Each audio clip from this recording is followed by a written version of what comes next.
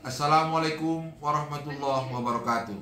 Horas, saya Dr. Andus Haji Sapilunarab MPD, Kepala Kantor Kementerian Agama Kabupaten Palembang Utara, dengan ini mengapresiasi dan mendukung proyek perubahan yang dilaksanakan oleh Bapak Patuan Rahmat Syukur Parlaungan Nasibuan, Sekretaris Daerah Kabupaten Palembang Utara, dengan peserta BKN tingkat 2 dengan judul Sistem Pelayanan Publik Prima dan Terpadu melalui pembangunan Mall Pelayanan Publik di Kabupaten Palembang Utara.